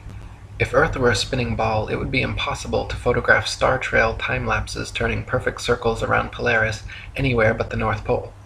At all other vantage points, the stars would be seen to travel more or less horizontally across the observer's horizon due to the alleged 1,000-mile-per-hour motion beneath their feet. In reality, however, Polaris's surrounding stars can always be photographed turning perfect circles around the central star all the way down to the Tropic of Capricorn. 151. If Earth were a spinning ball revolving around the sun, it would actually be impossible for star trail photos to show perfect circles even at the North Pole. Since the Earth is also allegedly moving 67,000 miles per hour around the sun moving 500,000 miles per hour around the Milky Way, and the entire galaxy going 67 million miles per hour, these four contradictory motions would make star trail time lapses all show irregular curved lines. 152. In 2003, 3 university geography professors collaborated in an experiment to prove that the state of Kansas is indeed actually flatter than a pancake. Using topographical geodetic surveys covering over 80,000 square miles, it was determined that Kansas has a flatness ratio of 0.9997 over the entire state, while the average pancake, precisely measured using a confocal laser microscope, comes in at 0.957, making Kansas thereby literally flatter than a pancake. 153. Quoting Reverend Thomas Milner's Atlas of Physical Geography, we find that vast areas exhibit a perfectly dead level, scarcely a rise existing through 1,500 miles from the Carpathians to the Urals. South of the Baltic, the country is so flat that a prevailing north wind will drive the waters of the Stettiner Half into the mouth of the Oder, and give the river a backwards flow 30 or 40 miles. The plains of Venezuela and New Granada in South America, chiefly on the left of the Orinoco, are termed llanos, or level fields. Often, in the space of 270 square miles, the surface does not vary a single foot. The Amazon only falls 12 feet in the last 700 miles of its course. The La Plata has only a descent of 1/33 of an inch per mile. 154. The Felix Baumgartner Red Bull Dive outside camera shows the same amount of curvature of Earth from surface level to jump height, proving it to be a deceiving fish-eyed wide-angle lens, while the inside regular camera shows a perfectly flat horizon eye level at 128,000 feet, which is only consistent with a flat plane. 155. Some people claim to have seen the curvature of the Earth out their airplane windows. The glass used in all commercial airplanes, however, is curved to remain flush with the fuselage. This creates a slight effect mixed with the confirmation bias people mistake for being the alleged curvature of the Earth. In actuality, the fact that you see the horizon at eye level at 35,000 feet out both port and starboard windows proves the Earth is flat. If the Earth were a ball, no matter how big, the horizon would stay exactly where it was, and you would have to look down further and further to see the horizon at all. Looking straight out the window at 35,000 feet, you should see nothing but outer space from the port and starboard windows, as the Earth and horizon are supposed to be below you. If they are visible at eye level outside both windows, it's because the Earth is flat. 156. People also claim to see curvature in GoPro or other high-altitude camera footage of the horizon. While it is true that the horizon often appears convex in such footage, it just as often appears concave or flat depending on the tilt and movement of the camera. The effect is simply a distortion due to wide-angle lenses. In lens-corrected and footage taken without wide-angle technology, all amateur high-altitude horizon shots appear perfectly flat. 157. If gravity magically dragged the atmosphere along with the spinning ball Earth, that would mean the atmosphere near the equator would be spinning at over 1,000 miles per hour. The atmosphere over the mid-latitudes would be spinning around 500 miles per hour, and gradually slower to the poles, where the atmosphere would be unaffected at 0 miles per hour. In reality, however, the atmosphere at every point on Earth is equally unaffected by this alleged force, as it has never been measured or calculated and proven non-existent by the ability of airplanes to fly unabated in any direction without experiencing any such atmospheric changes. 158. If gravity magically dragged the atmosphere along with the spinning ball Earth, that would mean the higher the altitude, the faster the spinning atmosphere would have to be turning around the center of rotation. In reality, however, if this were happening, then rain and fireworks would behave entirely differently as they fell down through progressively slower and slower spinning atmosphere. Hot air balloons would also be forced steadily faster eastwards as they ascended through the ever-increasing atmospheric speeds. 159. If there were progressively faster and faster spinning atmosphere the higher the altitude, that would mean it would have to abruptly end at some key altitude where the fastest layer of gravitized spinning atmosphere meets the supposed non-gravitized, non-spinning, non-atmosphere of infinite vacuum space. NASA has never even mentioned what altitude this impossible feat allegedly happens, but it is easily philosophically refuted by the simple fact that vacuums cannot exist connected to non-vacuums while maintaining the properties of a vacuum. Not to mention, the effect such a transition would have on a rocket spaceship would be disastrous. 160. It is impossible for rockets or any type of jet propulsion engines to work in the alleged non-atmosphere of vacuum space, because without air or atmosphere to push against, there is nothing to propel the vehicle forwards. Instead, the rockets and shuttles would be sent spinning around their own axis uncontrollably in all directions like a gyroscope. It would be impossible to fly to the moon or go in any direction whatsoever, especially if gravity were real and constantly sucking you towards the closest, densest body. 161. If Earth were really a ball, there would be no reason to use rockets for flying into outer space anyway, because simply flying an airplane straight at any altitude for long enough should and would send you off into outer space.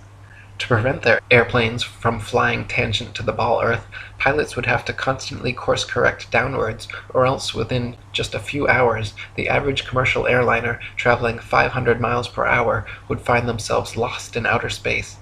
The fact that this never happens, artificial horizons remain level at pilots' desired altitudes and do not require constant downward adjustments, proves the Earth is not a ball. 162. All NASA and other space agencies' rocket launches never go straight up. Every rocket forms a parabolic curve, peaks out, and inevitably starts falling back to Earth. The rockets which are declared successful are those few which don't explode or start falling too soon, but make it out of range of spectator view before crashing down into restricted waters and recovered. There is no magic altitude where rockets or anything else can simply go up, up, up, and then suddenly just start free-floating in space. This is all a science fiction illusion created by wires, green screens, dark pools, some permed hair, and zero-G planes. 163. NASA and other space agencies have been caught time and again with air bubbles forming and floating off in their official outer space footage. Astronauts have also been caught using scuba space gear, kicking their legs to move, and astronaut Luca Parmitano even almost drowned when water started filling up his helmet while allegedly on a spacewalk. It is admitted that astronauts train for their spacewalks in underwater training facilities like NASA's Neutral Buoyancy Lab, but what is obvious from their space bubbles and other blunders is that all official spacewalk footage is also fake and filmed underwater. 164. Analysis of many interior videos from the International Space Station have shown the use of camera tricks such as green screens, harnesses, and even wildly permed hair to achieve a zero-gravity type effect. Footage of the astronauts seemingly floating in the zero gravity of their space station is indistinguishable from Vomit Comet zero-G airplane footage. By flying parabolic maneuvers, this zero-G floating effect can be achieved over and over again, then edited together. For longer uncut shots, NASA has been caught using simple wires and green screen technology. 165.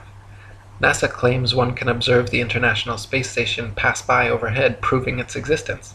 Yet analysis of the ISS seen through zoom cameras proves it to be some type of hologram or drone, not a physical floating space base. As you can see in my documentary ISS Hoax, when zooming in and out, the ISS dramatically and impossibly changes shape and color, displaying a prismatic rainbow effect until coming into focus, much like an old television turning on and off. 166. The geostationary communications satellite was first created by Freemason science fiction writer Arthur C. Clarke and supposedly became science fact just a decade later. Before this, radio, television, and navigation systems like LORAN and Decca were already well established and worked fine using only ground-based technologies. Nowadays, huge fiber-optic cables connect the internet across oceans, gigantic cell towers triangulate GPS signals, and ionospheric propagation allows radio waves to be bounced all without the aid of the science fiction bestseller known as satellites. 167. Satellites are allegedly floating around in the thermosphere, where temperatures are claimed to be upwards of 4,530 degrees Fahrenheit. The metals used in satellites, however, such as aluminum, gold, and titanium, have melting points of 1,221, 1,948, and 3,034 degrees respectively, all far lower than they could possibly handle. 168. So-called satellite phones have been found to have reception problems in countries like Kazakhstan with very few cell phone towers. If the Earth were a ball with 20,000 plus satellites surrounding, such blackouts should not regularly occur in any rural countryside areas. 169. So-called satellite TV dishes are almost always positioned at a 45-degree angle towards the nearest ground-based repeater tower. If TV antenna were actually picking up signals from satellites 100 plus miles away in space, most TV dishes should be pointing more or less straight up to the sky. The fact that satellite dishes are never pointing straight up, and almost always positioned at a 45-degree angle, proves they are picking up ground-based tower signals and not outer space satellites. 170. People even claim to see satellites with their naked eyes, but this is ridiculous considering they are smaller than a bus and allegedly 100 plus miles away. It is impossible to see anything so small that far away. Even using telescopes, No one claims to discern the shape of satellites, but rather describes seeing passing moving lights, which could easily be any number of things, from airplanes to drones to shooting stars or other unidentified flying objects. 171. NASA claims there are upwards of 20,000 satellites floating around Earth's upper atmosphere, sending us radio, television, GPS, and taking pictures of the planet. All these supposed satellite pictures, however, are admittedly composite images edited in Photoshop. They claim to receive ribbons of imagery from satellites, which must then be spliced together to create composite images of the Earth, all of which are clearly CGI and not photographs. If Earth were truly a ball, with 20,000 satellites orbiting, it would be a simple matter to mount a camera and take some real photographs. The fact that no real satellite photographs of the supposed ball Earth exist, in favor of NASA's ribbons of composite CG imagery, is further proof that we are not being told the truth. 172. If you pick any cloud in the sky and watch for several minutes, two things will happen. The clouds will move, and they will morph, gradually changing shape. In official NASA footage of the spinning ball Earth, such as the Galileo time-lapse video, however, clouds are constantly shown for 24+ hours at a time and not moving or morphing whatsoever. This is completely impossible, further proof that NASA produces fake CGI videos, and further evidence that Earth is not a spinning ball. 173. NASA has several alleged photographs of the ball Earth which show several exact duplicate cloud patterns. The likelihood of having 2 or 3 clouds of the exact same shape in the same picture is as likely as finding 2 or 3 people with the exact same fingerprints. In fact, it is a solid proof that the clouds were copied and pasted in a computer program, and that such pictures showing a ball-shaped Earth are fakes. 174. NASA graphics artists have placed things like faces, dragons, and even the word sex into cloud patterns over their various ball Earth pictures. Their recent 2015 Pluto pictures even clearly have a picture of Disney's Pluto the dog layered into the background. Such blatant fraud goes unnoticed by the hypnotized masses, but provides further proof of the illegitimacy of NASA and their spinning ball planet mythos. 175. Professional photo analysts have dissected several NASA images of the ball Earth and found undeniable proof of computer editing. For example, images of the Earth allegedly taken from the Moon have proven to be copied and pasted in, as evidenced by rectangular cuts found in the black background around the Earth by adjusting brightness and contrast levels. If they were truly on the Moon and Earth was truly a ball, there would be no need to fake such pictures. 176. When NASA's images of the ball Earth are compared with one another, the coloration of the land and oceans and relative size of the continents are consistently so drastically different from one another as to prove beyond any reasonable doubt that the pictures are all fake. 177. In the documentary A Funny Thing Happened on the Way to the Moon, we can watch official leaked NASA footage showing Apollo 11 astronauts Buzz Aldrin, Neil Armstrong, and Michael Collins for almost an hour using transparencies and camera tricks to fake shots of a round Earth. They communicate over audio with control in Houston about how to accurately stage the shot, and someone keeps prompting them on how to effectively manipulate the camera to achieve the desired effect. First, they blacked out all the windows except for a downward-facing circular one, which they aimed the camera towards from several feet away. This created the illusion of a ball-shaped Earth surrounded by the blackness of space, when in fact it was simply a round window in their dark cabin.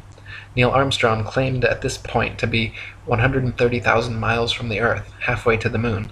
But when camera tricks were finished, the viewer could see for themselves the astronauts were not more than a couple dozen miles above the Earth's surface, likely flying in a high-altitude plane. 178. People claim Google Earth somehow proves the ball model without realizing that Google Earth is simply a composite program of images taken from high-altitude planes and street-level car cameras superimposed onto a CGI model of a ball Earth. The same could just as easily be molded onto a square Earth or any other shape, and therefore cannot be used as proof of Earth's rotundity. 179. If the Earth were constantly spinning eastward 1,000 miles per hour, then airplane flight durations going eastward versus westwards should be significantly different. If the average commercial airliner travels 500 miles per hour, it follows that westbound equatorial flights should reach their destination at approximately thrice the speed as their eastbound return flights. In reality, however, the differences in east and westbound flight durations usually amount to a matter of minutes, and nothing near what would occur on a 1,000 mile per hour spinning ball Earth. 180.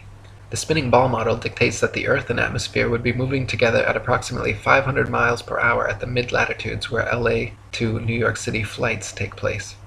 The average commercial airliner traveling 500 miles per hour takes 5.5 hours traveling east with the alleged rotation of the Earth, so the return flight west should take only 2.75 hours. But in fact, we find that the average New York to LA flight takes 6 hours, a flight time totally inconsistent with the spinning ball model. 181. Flights eastwards with the alleged spin of the ball Earth from Tokyo to LA take an average of 10.5 hours. Therefore, the return flights westwards against the alleged spin should take an average of 5.25 hours, but in actual fact take an average of 11.5 hours, another flight time totally inconsistent with the spinning ball model. 182. Flights eastward with the alleged spin of the ball Earth from New York to London take an average of 7 hours. Therefore, the return flights westwards against the alleged spin should take an average of 3.5 hours, but in actual fact take an average of 7.5 hours, a flight time totally inconsistent with the spinning ball model. 183. Flights eastward from Chicago to Boston with the alleged spin of the ball Earth take an average of 2.25 hours. Therefore, the return flights westwards against the alleged spin should take an average of just over an hour, but in actual fact take an average of 2.75 hours. Once again, completely inconsistent with the spinning ball model. 184. Flights eastward from Paris to Rome with the alleged spin of the ball Earth take an average of 2 hours. Therefore, the return flights westward against the alleged spin should take an average of 1 hour, but in actual fact have an average flight duration of 2 hours and 10 minutes, a flight time totally inconsistent with the spinning ball model. 185. We are told that the Earth and atmosphere spin together at such a perfect uniform velocity that no one in history has ever seen, heard, felt, or measured the supposed 1,000 mile per hour movement. This is then often compared to traveling in a car at uniform velocity, where we only feel the movement during acceleration or deceleration. In reality, however, even with eyes closed, windows up, over smooth tar in a luxury car at a mere uniform 50 miles per hour, the movement absolutely can be felt. At 20 times this speed, Earth's imaginary 1,000 mile per hour spin would most certainly be noticeable, felt, seen, and heard by all. 186. People sensitive to motion sickness feel distinct unease and physical discomfort from motion as slight as an elevator or train ride. This means that the 1,000 mile per hour alleged uniform spin of the Earth has no effect on such people, but add an extra 50 miles per hour uniform velocity of a car and their stomach starts turning knots. The idea that motion sickness is nowhere apparent in anyone at 1,000 miles per hour, but suddenly comes about at 1,050 miles per hour, is ridiculous and proves the Earth is not in motion whatsoever. 187. The second law of thermodynamics, otherwise known as the law of entropy, along with the fundamental principles of friction and resistance, determine the impossibility of Earth being a uniformly spinning ball. Over time, the spinning ball Earth would experience measurable amounts of drag, constantly slowing the spin and lengthening the amount of hours per day. As not the slightest such change has ever been observed in all of recorded history, it is absurd to assume the Earth has ever moved an inch. 188. Over the years, NASA has twice changed their story regarding the shape of the Earth. At first they maintained Earth was a perfect sphere, which later changed to an oblate spheroid flattened at the poles, and then changed again to being pear-shaped, as the southern hemisphere allegedly bulges out as well. Unfortunately for NASA, however, none of their official pictures show an oblate spheroid or pear-shaped Earth. All their pictures, contrary to their words, show a spherical, and clearly CGI fake, Earth. 189. The Bible, Quran, Srimad Bhagavatam, and many other holy books describe and purport the existence of a geocentric stationary flat Earth. For example, 1 Chronicles 16:30 and Psalm 96:10 both read, "He has fixed the earth firm, immovable," and Psalm 93:1 says, "The world also is established, that it cannot be moved." The Bible also repeatedly affirms that the earth is outstretched as a plane, with the outstretched heavens everywhere above, not all around, giving a scriptural proof the earth is not a spinning ball. 190. Cultures the world over throughout history have all described and purported the existence of a geocentric stationary flat earth. Egyptians, Indians, Mayans, Chinese, Native Americans, and literally every ancient civilization on earth had a geocentric flat earth cosmology. Before Pythagoras, the idea of a spinning ball Earth was non-existent, and even after Pythagoras it remained an obscure minority view until 2,000 years later when Copernicus began reviving the heliocentric theory. 191. From Pythagoras to Copernicus, Galileo and Newton to modern astronauts like Aldrin Armstrong and Collins, to Director of NASA and Grand Commander of the 33rd Degree, C. Fred Klangknecht, the founding fathers of the spinning ball mythos have all been Freemasons.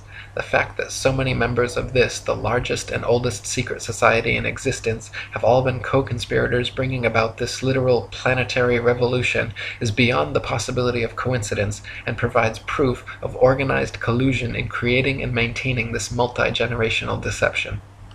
192. Quoting Terra Firma by David Wardlaw Scott, the system of the universe as taught by modern astronomers being founded entirely on theory, for the truth of which they are unable to advance one single real proof, they have entrenched themselves in a conspiracy of silence, and decline to answer any objections which may be made to their hypothesis. Copernicus himself, who revived the theory of the heathen philosopher Pythagoras and his great exponent Sir Isaac Newton, confessed that their system of a revolving earth was only a possibility and could not be proved by facts. It is only their followers who have decorated it with the name of an exact science, yea, according to them, the most exact of all the sciences. Yet one astronomer royal for England once said, speaking of the motion of the whole solar system, "The matter is left in a most delightful state of uncertainty, and I shall be very glad if anyone can help me out of it." What a very sad position for an exact science to be in is this. 193. No child or unindoctrinated man in their right mind would ever conclude or even conceive, given to their own devices, based on their own personal observations, that the earth was a spinning ball revolving around the sun. Such imaginative theories, nowhere present in anyone's daily experience, require and have required massive amounts of constant propaganda to uphold the illusion. 194. From David Wardlaw Scott. I remember being taught when a boy that the earth was a great ball revolving at a very rapid rate around the sun, and when I expressed to my teacher my fears that the waters of the oceans would tumble off, I was told that they were prevented from doing so by Newton's great law of gravitation, which kept everything in its proper place. I presume that my countenance must have shown some signs of incredulity, for my teacher immediately added, "I can show you a direct proof of this. A man can whirl around his head a pail filled with water without it being spilt, and so, in like manner, can the oceans be carried round the sun without losing a drop." As this illustration was evidently intended to settle the matter, I then said no more upon the subject. Had such been proposed to me afterwards as a man, I would have answered somewhat as follows. "Sir, I beg to say that the illustration you have given of a man whirling a pail of water around his head and the oceans revolving around the sun does not in any degree confirm your argument, because the water in the two cases is placed under entirely different circumstances, but, to be of any value, the conditions in each case must be the same, which here they are not. The pail is a hollow vessel which holds the water inside it, whereas, according to your teaching, the earth is a ball, with a continuous curvature outside, which, in agreement with the laws of nature, could not retain any water. 195. Astronomers say the magical magnetism of gravity is what keeps the oceans of the world stuck to the ball earth. They claim that because the earth is so massive, by virtue of this mass it creates a magic force able to hold people, oceans, and atmosphere tightly clung to the underside of the spinning ball. Unfortunately, however, they cannot provide any practical example of this on a scale smaller than the planetary. A spinning wet tennis ball, for instance, has the exact opposite effect of the supposed ball earth. Any water poured over it simply falls off the sides, and giving it a spin results in water flying off 360 degrees like a dog shaking off after a bath. Astronomers concede the wet tennis ball example displays the opposite effect of their supposed ball earth, but claim that at some unknown mass, the magic adhesive properties of gravity suddenly kick in, allowing the spinning wet tennis ball earth to keep every drop of gravitized water stuck to the surface. When such an unproven theory goes against all experiments, experience, and common sense, it is high time to drop the theory. 196. Quoting Marshall Hall. In short, the sun, moon, and stars are actually doing precisely what everyone throughout all of history has seen them do. We do not believe what our eyes tell us because we've been taught a counterfeit system which demands that we believe what has never been confirmed by observation or experiment. That counterfeit system demands that the Earth rotate on an axis every 24 hours at a speed of over 1,000 miles per hour at the equator. No one has ever seen or felt such movement, nor seen or felt the 67,000 mile per hour speed of Earth's alleged orbit around the Sun, or its 500,000 mile per hour alleged speed around a galaxy, or its retreat from an alleged Big Bang at over 67 million miles per hour. Remember, no experiment has ever shown the Earth to be moving. Add to that the fact that the alleged rotational speed we've all been taught as scientific fact must decrease every inch or mile one goes north or south of the equator, and it becomes readily apparent that such things as accurate aerial bombing in World War II down a chimney from 25,000 feet with a plane going any direction at high speed would have been impossible if calculated on an Earth moving below at several hundred miles per hour and constantly changing with the latitude. 197. Some people claim there is no motive for such a grand-scale deception, and that flat or ball makes no difference. By removing Earth from the motionless center of the universe, these Masons have moved us physically and metaphysically from a place of supreme importance to one of complete nihilistic indifference. If the Earth is the center of the universe, then the ideas of God, creation, and a purpose for human existence are resplendent. But if the Earth is just one of billions of planets revolving around billions of stars in billions of galaxies, then the ideas of God, creation, and a specific purpose for Earth and human existence become highly implausible. By surreptitiously indoctrinating us into their scientific materialist sun worship, not only do we lose faith in anything beyond the material, we gain absolute faith in materiality, superficiality, status, selfishness, hedonism, and consumerism. If there's no God and everyone's just an accident, then all that really matters is me, me, me. They've turned Madonna, the mother of God, into a material girl living in a material world. Their rich, powerful corporations with slick sun cult logos sell us idols to worship, slowly taking over the world while we tacitly believe their science, vote for their politicians, buy their products, listen to their music and watch their movies, sacrificing our souls at the altar of materialism. To quote Morris Klein, the heliocentric theory, by putting the sun at the center of the universe, made man appear to be just one of a possible host of wanderers drifting through a cold sky. It seemed less likely that he was born to live gloriously and to attain paradise upon his death. Less likely, too, was it that he was the object of God's ministrations. 198. Some say that the idea of an intergenerational worldwide conspiracy to delude the masses sounds implausible or unrealistic. But these people need only familiarize themselves with the works and writings of Freemasons themselves, for example John Robison, who exposed this in his 1798 book, Proofs of a Conspiracy Against All the Religions and Governments of Europe, carried out in the secret meetings of the Freemasons, Illuminati, and reading societies. Supreme Commander of the 33rd Degree Albert Pike was quite forthcoming in several letters regarding the Masons' ultimate goal of world domination, and the Zionist Protocols of the Learned Elders of Zion, the exact plan by which this would be and has been carried out, is completely disclosed. 199. From Foundations of Many Generations by E. Eschini. The only thing the fable of the revolving earth has done, it has shown the terrible power of a lie. A lie has the power to make a man a mental slave, so that he dares not back the evidence of his own senses. To deny the plain and obvious movement of the sun he sees before him, when he feels himself standing on an earth utterly devoid of motion, at the suggestion of someone else, he's prepared to accept that he's spinning furiously around. When he sees a bird flying and gaining over the ground, he's prepared to believe that the ground is really traveling a great number of times faster than the bird. Finally, in order to uphold the imagination of a madman, he is prepared to accuse his Maker of forming for him a sensiferous lie. 200. Finally, from Dr. Robotham. Thus we see that this Newtonian philosophy is devoid of consistency. Its details are the result of an entire violation of the laws of legitimate reasoning, and all its premises are assumed. It is, in fact, nothing more than an assumption upon assumption, and the conclusions derived therefrom willfully considered as things proved, and to be employed as truths to substantiate the first and fundamental assumptions. Such a juggle and jumble of fancies and falsehoods, extended and intensified as in theoretical astronomy, is calculated to make the unprejudiced inquirer revolt with horror from the terrible conjuration which has been practised upon him, to sternly resolve to resist its further progress, to endeavour to overthrow the entire edifice, and to bury in its ruins the false honours which have been associated with its fabricators, and which still attach to its devotees.